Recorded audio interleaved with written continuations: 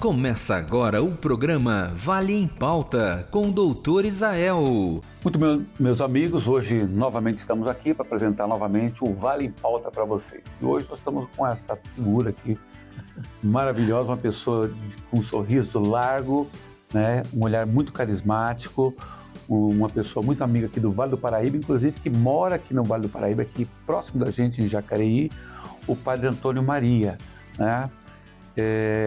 Padre, bom dia para o senhor. Bom dia, doutor. Bom dia a você, meu irmão, você, minha irmã. Uma alegria muito grande estar aqui, viu, doutor? E tudo que falou já de mim, que Deus me ajude a ser aquilo que o senhor pensa que eu sou, viu? Nossa, que bacana, né? Eu acho que a gente tem que buscar isso, né? As pessoas, quando pensam da gente algo, né? Eu gostaria de ser isso, talvez um pouco mais, né? É verdade, para não decepcionar ninguém, e especialmente a Deus, né? Não podemos decepcionar Deus, que nos criou a sua imagem, a sua semelhança, e quer que a gente seja realmente a sua imagem e a semelhança. Amém. Especialmente no que diz respeito ao amor, ao respeito, à justiça, as coisas tão boas, né? Que lindo isso aí. Mas, padre, já que nós começamos assim, já quente, falando do amor, né? Eu gostaria de perguntar sobre essa devoção mariana, né? Que é forte. Como isso começou? Só explicar para a gente, que só tem uma história aí. Bem, começa que eu sou filho de portugueses. Meu pai veio jovenzinho, minha mãe veio criança, conheceram-se no Rio de Janeiro, casaram, e o português é um povo muito, muito mariano, por natureza. Eu trabalhei 4 anos em Portugal, os meus primeiros 4 anos de padre eu trabalhei em Portugal. E lá eu ouvi os portugueses cantando uma canção, a Nossa Senhora, que dizia: enquanto houver portugueses, tu serás o seu amor. Maria é o amor dos portugueses. Eu aprendi de meus pais a amar Nossa Senhora, mas um momento assim muito decisivo na minha vida pessoal, do encontro com ela, eu diria assim. Eu tinha uns 10 aninhos e ela visitou a minha casa numa imagem que chamavam a Mãe Peregrina. Mais tarde eu trabalhei tanto com essa imagem como padre. E a Mãe Peregrina, que tem o título Mãe e Rainha 3 vezes admirável, foi pintada por um pintor italiano. E ele teve a felicidade de pintar os olhos dela de tal maneira que você, olhando para os olhos dela, ela está olhando para você. E se você vai para um outro lado da sala onde está o quadro dela, ela está olhando para você. Ela acompanha. E eu era menino, eu voltei, ela foi lá em casa, ficou uma noite e um dia. O padre escolheu 30 famílias no mês de maio. E quando eu voltava da escola primária, eu entrei na sala, já tinha até esquecido que Nossa Senhora estava lá em casa, mas quando eu entrei, parecia uma catedral a minha casa, sabe? E eu senti assim um impulso de me ajoelhar diante daquela imagem.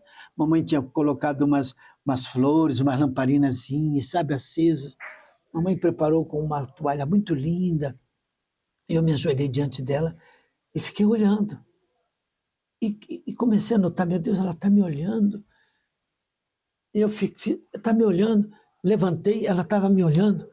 Ué, mas ela não para de me olhar. Fui para um canto, ela me olhando. Aí eu fiquei assim muito, muito tocado e corri para a cozinha e disse: mamãe, a mãezinha do céu gosta de mim. Menina, por que você descobriu só isso agora? Ela sempre gostou. Mas mamãe, ela está me olhando. Ela olha sempre, meu filho. Que lindo. Isso me tocou tão profundamente. Essa foi a sua vocação? A sua vocação, você acha que ali já começou a despertar? Não. Para ela, sim, para mim, não. Eu nunca pensei em ser padre até os 15 anos. Você acredita numa coisa dessa? Eu queria era ser cantor. Por quê? Porque desde pequenininho eu cantava. Na catequese era o Toninho. Na escola, nas festas era o Toninho. Em casa era o Toninho. Quando vinha visita lá em casa, eu tinha que cantar para visita. Um pouquinho do orgulho de papai e mamãe. Ou já cantava com algum instrumento? Não, só no gogó. Aí, olha, uma vez eu inventei de cantar uma música da Dalva de Oliveira, aí eu tinha que cantar para toda visita só essa. Guarda um lencinho branco que esquecestes ao me abandonar. Fiquei com uma raiva quando eu já tinha uns 12 aninhos, já meio pré-adolescente, e uma senhora disse, é a Dalva de Oliveira escrito. Aí eu não gostei, Ficou não. meio bravo. Eu fiquei meio bravo. Mas era assim, eu queria ser cantor, mas eu fui sempre muito religioso. Eu gostava de ir à igreja, eu gostava de ir às missas. Eu fui coroinha quando não tinha coroinha na minha paróquia. Eu ajudava os padres na missa, em latim, olha só, porque eu gostava. Aprendi a responder aquelas coisas em latim.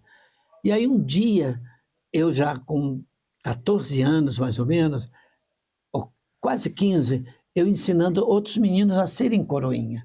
E eu disse para o padre, padre, o senhor me empresta um cálice velho, as galhetas com água e vinho, uma hóstia, para eu ensinar para os meninos, mas assim, na prática.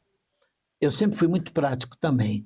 Então eu queria que os meninos aprendessem, porque era mais complicado naquele tempo ser coroinha, não era como hoje, não. Qual é a diferença? Era mais diferente. A gente tinha que esperar o padre fazer assim com a mão para pegar o livro, a gente pegava o livro, trazia... Mais ritos. Mais ritos, e em latim. Em latim. Aí eu celebrava para os meninos, sabe? Lá no altar lateral da igreja, Dominus vobiscum, et com espírito tu. O garoto tinha que responder. Responde, menino. Orater fratres. Responde. E o padre um dia se escondeu lá atrás na igreja e me viu rezando a missa. Dominus vobiscum. A benção. Aí ele perguntou, no final de tudo, quando a gente estava lá no pátio brincando um pouco, quem quer ser padre de vocês aqui? Eu levo para o seminário e no Rio Grande do Sul, onde eu estudei, diz ele. Eu disse, Deus me livre, padre. Toninho, por que Deus te livre? Ah, padre, o senhor já me imaginou o senhor com essa batina preta e eu com essa batina preta para os meninos me chamar de urubu? Quero não, padre. Olha que resposta que eu fui dar. Mas era assim. Peguei minha bicicleta e voltei para casa. Pois a partir dessa pergunta, quem quer ser padre de vocês? E do meu, a minha resposta, Deus me livre, começou a vir a pergunta, mas e por que não, padre? Ah, não, isso não é para mim. E eu pedalando. Mas, Toninho, a minha voz mesmo falando comigo interiormente, né? Mas por que não, cara? Olha, pensa bem. Tá? Não, isso não é para mim, né? E aí eu cheguei em casa e falei para minha irmã, brincando, Lina, sabe da maior? O padre me convidou para ser padre, para ir para o seminário. Eu vou. Ai, Toninho, que lindo, meu irmão. Eu sempre pensei que você daria um bom padre, porque você é tão religioso. Estou brincando. Eu vou lá na cozinha falar para a mamãe. Aí eu fui. De novo, mamãe na cozinha. As mães estão sempre na cozinha. Ou estavam, hoje eu não sei muito bem. Eu disse, mamãe, eu vou ser padre, eu vou para o seminário. O padre Aldemar me convidou. Ai, meu filho, imaginei eu a mãe de um padre. Meu filho, que maravilha. Só que é no Rio Grande do Sul. Ah, meu filho, vai aqui para o São José, no Rio de Janeiro. Não, mamãe, eu estou brincando, eu não vou ser padre, não. Mas a partir desse dia, Deus não descansou. E sempre me mandando sinais, uma palavra de um, uma palavra de outro, até que chegou um dia.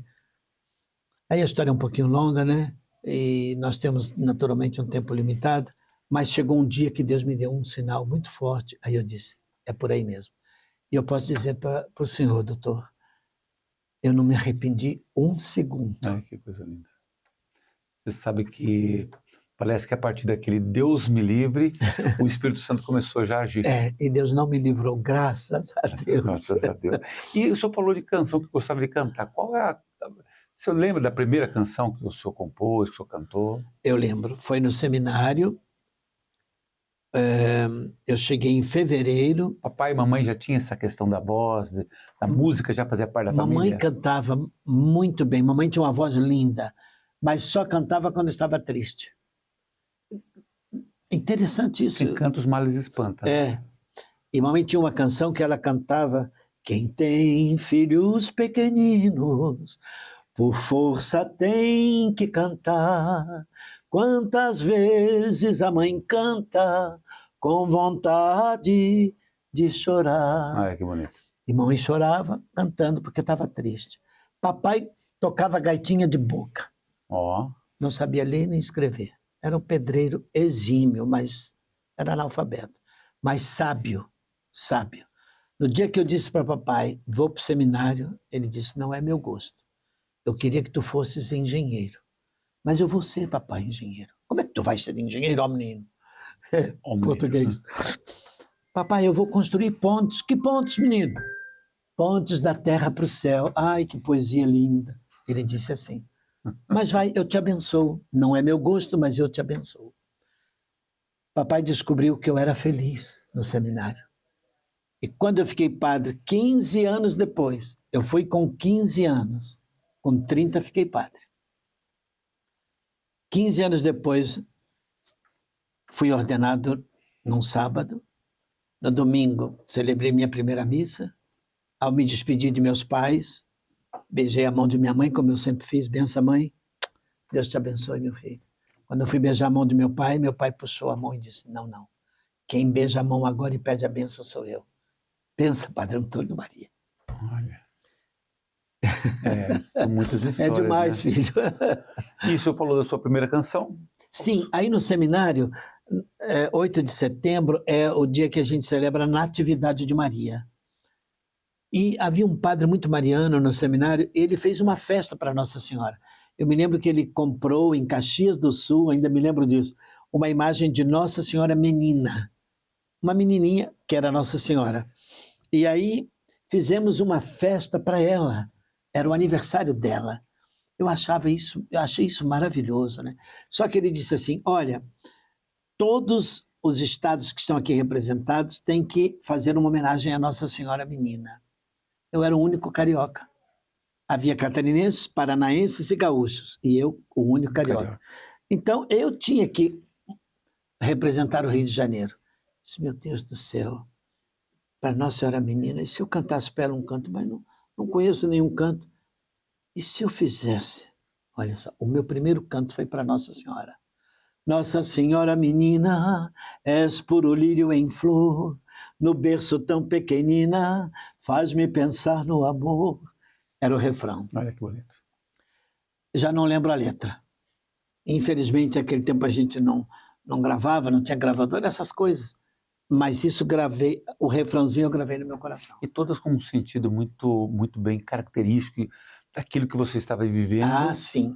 Aliás, isso é verdade. Eu até posso aqui dizer que nisso eu me pareço um pouco com o Roberto Carlos. Ele sempre diz que ele só canta o que ele vive. Ele só compõe o que ele vive. E eu posso dizer isso também. Eu só canto o que eu vivo. E só componho o que eu vivo também. Isso é uma especificidade de cada artista. Vamos falar do artista agora, né? Porque você percebe que hoje em dia tem muitos cantores que recebem a composição já pronta. Já pronta. E tem muitos que compõem de um tal jeito porque pensa que vai dar. Isso. Que vai fazer sucesso. Tem até umas besteiras aí fazendo sucesso, infelizmente. Né? Mas eu não penso assim. Eu canto, eu só canto aquilo que realmente eu creio e que eu quero viver o que eu vivo. E que vem de dentro, vem do coração. Tem que vir do coração. Quantas músicas o senhor acredita que o senhor já compôs até hoje, cantou? Doutora, eu vou ter que estudar, porque, sinceramente, eu não sei. São inúmeras. São muitas, porque eu sou padre, vou fazer 50 anos de padre ano que vem. Uma bodas de ouro de padre. E desde o começo, eu comecei já no seminário fazendo aquela musiquinha, foi a primeira. Depois não fiz mais, tá? Mas cantar eu cantava sempre. E uma coisa que eu fiz no seminário muito foi uma versão, a gente chama assim, né? Eu fazia mudava a letra. Mudava a letra de uma canção que já existia. Porque eu não podia cantar as coisas do mundo, senão os padres iam dizer, esse menino não tem vocação, só vive cantando aí coisas de amor. Então eu mudava a letra, não é? E hoje eu faço a mesma coisa. Quando a Ivete começou a cantar, e vai rolar a festa, e fez um sucesso imenso, o Brasil ganhou o campeonato mundial, né? E ela cantava para os jogadores, foi a música da Copa daquele ano.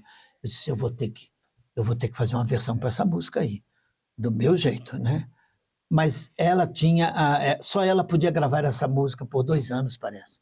Aí eu liguei para o escritório da Ivete, nunca tinha conversado com ela ainda.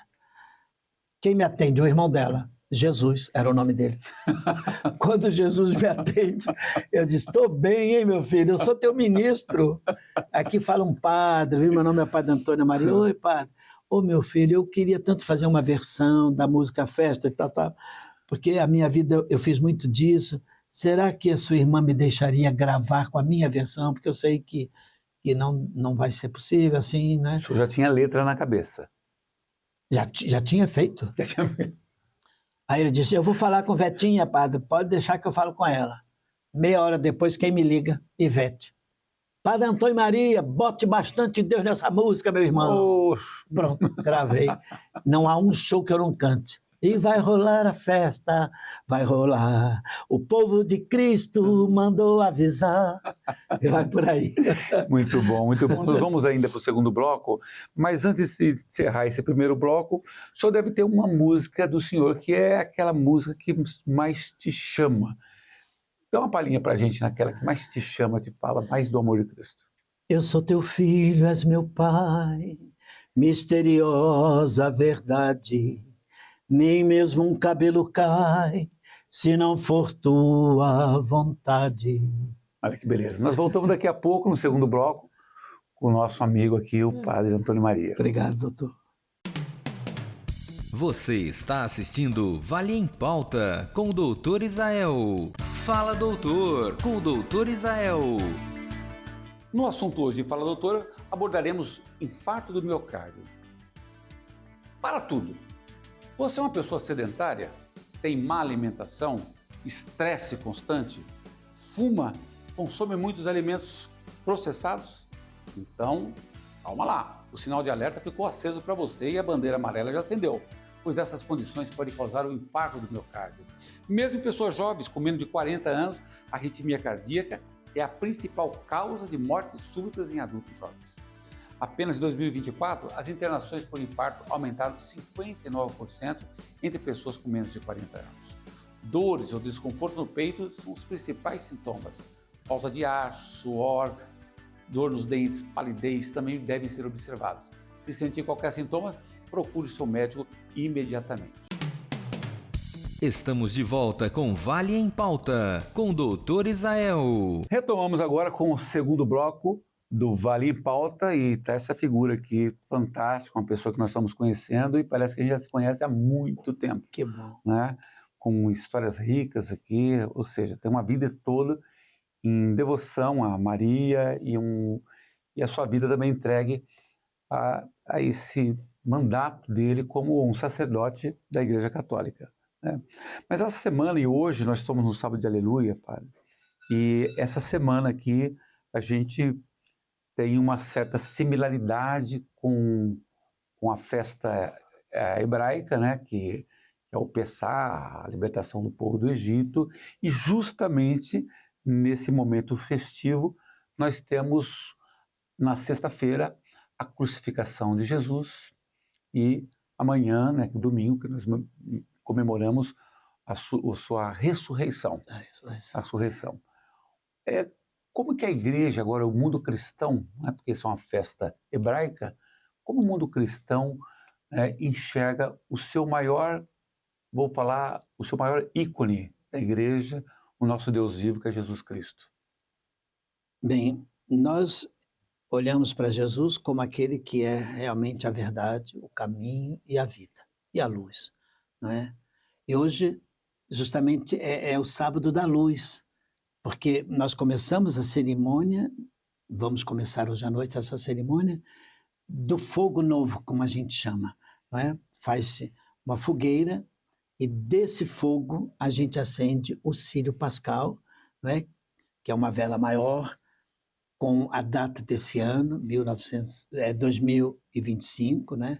O alfa e o ômega, o começo e o fim. E acendemos esse círio e levamos no escuro até dentro da igreja e, de repente, quando cantamos o Exultet, né? Um convite para a alegria, para exultar de alegria, acendem-se as luzes. Mas no escuro veio essa luz que é Cristo iluminando o escuro de nossas vidas, as nossas mortes do dia a dia e a nossa morte, que será no dia final aqui na Terra. nós vemos Jesus como aquele que ilumina nosso caminho. Ele é a luz realmente, não é? Eu vou dizer, meu irmão, eu estou passando por um momento assim um pouco difícil na minha saúde, porque há 1 ano e 3 meses atrás eu caí e rompi os tendões do meu joelho direito. Fiz já 3 cirurgias, agora a terceira parece que está dando certo. E foi um pouco de escuro na minha vida esses momentos, porque eu nunca parei na minha vida. Vou fazer 50 anos de padre, eu nunca fiz férias, nunca fiz. Eu vou ficar 1 mês sem fazer nada, vou para uma ilha, nunca fiz isso na minha vida. Eu nunca parei. E agora eu tive que parar. Eu não podia andar, eu estava numa cadeira de rodas. Hoje eu já estou no andador, graças a Deus já posso dar meus passos, mas ainda vai devagar. Mas olhando para Jesus eu descobri que Ele é minha luz, porque Ele iluminou meu coração e a minha mente para eu descobrir que nesses quase 80 anos de vida eu nunca tinha agradecido a Deus o joelho que eu tinha e as pernas que eu tenho. Verdade, nunca tinha agradecido. Precisou eu, uma vez no aeroporto de Guarulhos, sendo empurrado por um dos meus filhos de coração, que eu também tenho filhos do coração, adotados, que eu criei, não é? E o meu filho mais velho ia me empurrando e me vê e pensa, meu Deus, ele reclamava que eu andava sempre muito depressa e hoje ele está me empurrando. Senhor, eu nunca te agradeci as pernas que eu tenho, os joelhos, me perdoa, Senhor, que vergonha, Senhor, eu vou fazer 80 anos, eu não agradeci nunca. Jesus é a luz. Ele nos faz ver a vida. Interessante. E essa analogia que o senhor fez é muito interessante, porque a gente pode replicar isso aqui numa dimensão fantástica, porque a gente vive no afã do dia a dia e realmente nós deixamos de agradecer, como o senhor falou, pela visão, pelas pernas, e a gente acaba vendo que naquele momento que falta, nós reconhecemos a nossa pequenez. Isso mesmo. E que Ele é a luz. Ele é a luz. Olha, eu vinha no carro falando de alguns, que me perguntavam, o Claudinho que me trouxe, com o Henrique, e eles me falavam, não é, de alguns artistas que eu conheço de perto e tal, e falei até da Dercy Gonçalves, que eu conheci também, e que era uma mulher que, a primeira vez que eu estive com ela, alguém disse, aproveita aí, pede ao padre uma bênção. Eu tenho que agradecer a Deus. Desculpa, eu vou falar o termo que ela usou. Isso é sacanagem, pedir a Deus. Tem que agradecer. Tem que agradecer. Você já agradeceu que você está vivo hoje? Ela falando para a pessoa. Ela é bem despachada, né? Ela era despachada. E eu depois conheci uma Dercy totalmente diferente daquela desbocada. Uma Dercy que acreditava em Deus. Uma Dercy que agradecia a Deus o dom da vida. E foi por isso que um dia, quando fiz 70 anos, eu estava agradecendo a Deus sozinho, numa capelinha que fica ao lado do meu quarto, agradecendo a Deus à noite, né, já pronto para ir dormir, um silêncio profundíssimo. Eu escutei, não é que eu senti, não, meu coração bater. Escutei. Mas espera aí, estou escutando aquele tum, tum, tum. Eu fiquei emocionadíssimo. E Jesus iluminou minha mente e disse para mim, né? E tu nunca me agradecestes o coração que tens. E veio o pensamento, meu Deus, meu coração tem 70 anos e alguns meses, né?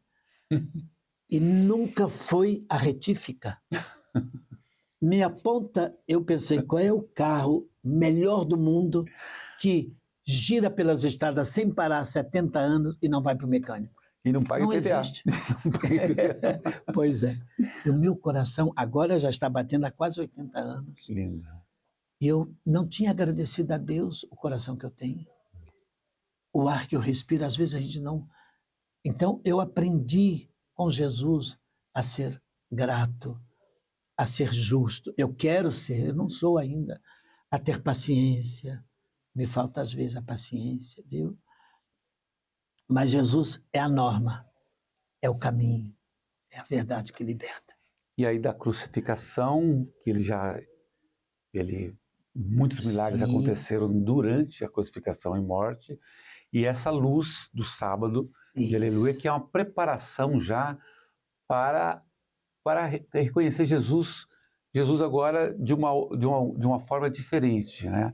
Ele ressurreto. É ressurreto, com o mesmo corpo, mas glorificado. Glorificado. Ele apareceu com as chagas depois de ressuscitado, né? Sou eu mesmo, olha aqui, ó. Só que ele entrava pelas paredes, não precisava ir para a porta, né? Eles estavam fechados, os apóstolos com medo dos judeus, né? Ele aparecia, a paz esteja convosco. Toquem aqui, ó. Tomé, põe aqui teu dedo, olha que sou eu, né? E é lindo, né, que amanhã celebraremos então a ressurreição, a Páscoa, né? O domingo de Páscoa, que há muita simbologia, não é? Os ovos de Páscoa, por exemplo, que a gente perdeu o sentido. Por que ovo de Páscoa? O ovo é um símbolo maravilhoso da ressurreição. Se a gente pensa no ovo da galinha, o pintinho lá dentro, que de repente com as suas próprias forças, não é a galinha que bica o ovo e quebra, é o pintinho que sai de dentro para a vida. Jesus estava dentro do túmulo, como um ovo. E com a sua força divina, sai para fora. Coelhinho da Páscoa. Esquecemos que o coelho é um símbolo de vida, né? Parece um coelho, a fertilidade, né? Jesus veio trazer vida. É Ele a vida. Por isso, o coelhinho nos lembra Jesus. A gente come hoje o coelhinho, procura o coelhinho, as crianças procuram, né? Mas não, nem imagina que é um símbolo lindo de Jesus. A gente não quer perder esse apego também às questões que existem sobre a tradição do comércio, mas nunca perder também esse viés da onde veio essa história do nosso Senhor Jesus Cristo, o sofrimento que Ele fez, anunciado há muitos anos lá no livro de Isaías, que Ele viria como cordeiro, ferido pela nossa chaga. Não, as coisas desse mundo também são boas. É por isso que Jesus nos ensinou a pedir o pão nosso de cada dia. E é o pão mesmo, o pão de trigo, que a gente tem esse pão, que a gente saboreie, não é? Eu sempre digo, doutor, que Deus podia ter feito só, vamos dizer, a mandioca, ou a aipim, lá no Rio a gente chama aipim. Né? A macaxeira. A macaxeira. E dar a essa raiz, colocar nela todas as vitaminas, todas as proteínas, tudo que a gente precisa. E a gente comia só mandioca. E Deus não fez assim. Olha o que Ele fez de frutas, o que Ele fez de legumes, não é verdade? E ainda mais maravilhoso é Deus. Eu digo isso porque nós temos que valorizar as coisas desse mundo também, não é? A coisa mais maravilhosa é que Ele pôs aqui dentro o tal de paladar, para a gente sentir a diferença. Eu, por exemplo, me perdoem se vocês não gostam, mas eu gosto muito de jaca. Sou carioca, gosto de jaca até porque a mamãe, quando estava me esperando, teve vontade de comer jaca, comer uma jaca quase inteira, ela me contava, né? Mas você talvez goste de pera, ou de uva, ou de maçã, sei lá. Mas que diferença essa da jaca para maçã, para banana, para o pêssego, né? É o nosso Deus de amor que faz essas coisas para nos alegrar. Amém. Olhai os lírios do campo, disse Jesus. Olhai as aves do céu, não é? Eles não semeiam, não plantam, e Deus cuida. É isso. Temos que olhar para tudo isso como um sinal do amor de Deus, né? E o maior sinal do amor de Deus foi Jesus vir a nós, morrer por nós e ressuscitar por nós. Muito lindo isso aí. E dando esperança para todas as pessoas que os nossos pecados ficam ali ao pé da cruz. Ah, sim, sim. Ele é misericórdia. Trata a nossa miséria com coração. Misericordioso. Mas, padre, Sim. continuando a nossa conversinha aqui, né, que está muito bom, o papo está muito bom. Obrigado. A pessoa da técnica colocou uma pergunta aqui, né? Meu Deus. Mas é simples, né? Mas é importante. Para o senhor, qual a importância da oração do terço na fé católica? Olha, eu comparo o terço com uma metralhadora de 50 balas e não falha uma. eu comparo o terço também como uma corda através da qual... Aí tem uma historinha que não está na Bíblia e não é bem assim, mas é uma historinha que pode ilustrar o que o terço é. By Padre Antônio Maria. São Pedro chega um dia para Jesus e diz: "Ô mestre, tem muita gente aqui no céu que não passou pelo meu caderno. Tem gente aí que eu nunca vi, não entrou pela porta principal." "Pedro, isso deve ser coisa da minha mãe." "Mas então, peraí, Pedro, vem comigo. Vamos ver onde é que a mamãe está, o que ela está fazendo." Aí a história conta que Maria estava à janela do céu, com um rosário imenso, pegando as pessoas que se agarravam nas contas para subir para o céu. O terço é um caminho para o céu também, porque o terço e o rosário nos faz meditar nos mistérios da nossa fé.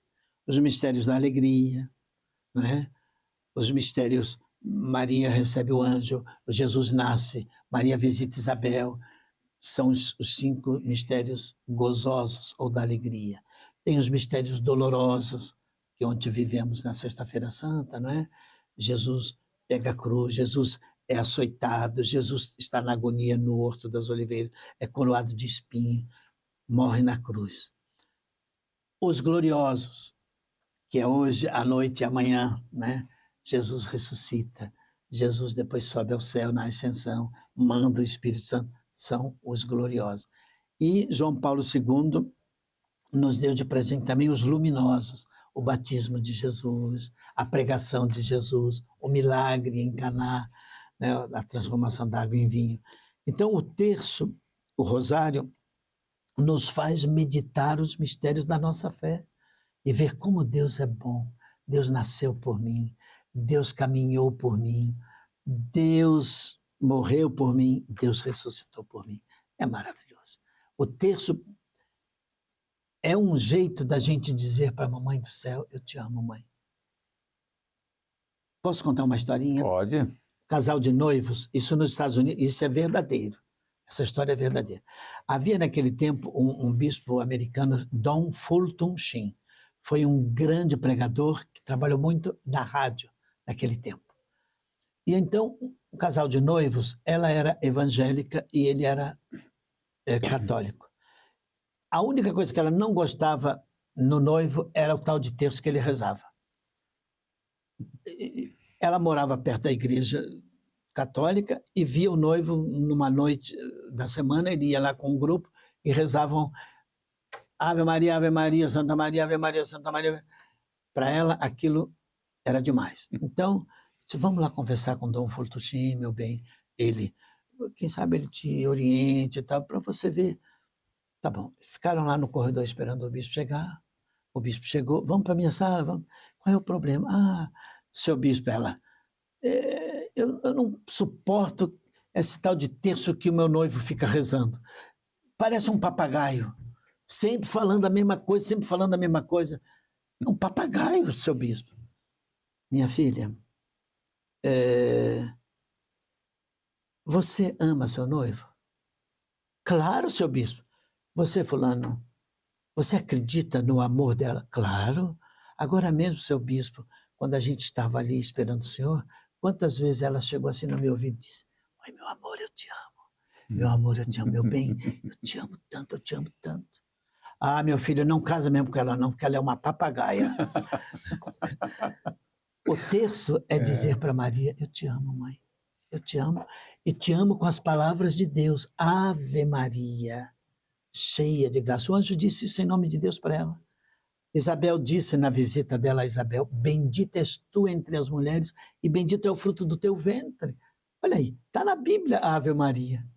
Tem gente que pensa que só o Pai Nosso é uma oração bíblica. Ave Maria também. Muito bem. Tem história para a gente contar o dia inteiro aqui, mas o Bola em Pauta vai ficando por aqui, não é isso, Padre Antônio Maria? É isso. Que Deus abençoe a todos vocês, uma feliz Páscoa, e o vale tem que valer realmente. Vale, eu sei, é o vale, eu moro no vale, mas que vale a pena ser do vale, com Deus no coração, com amor, com muita luz de Jesus. Deus abençoe a todos. E que Nossa Senhora vos cubra com seu manto e cuide de cada um de nós. Nossa Senhora, me dê a mão, cuida do meu coração, da minha vida, do meu destino, do meu caminho, cuida de mim. Obrigado, doutor. Você assistiu Vale em Pauta com o Dr. Isael.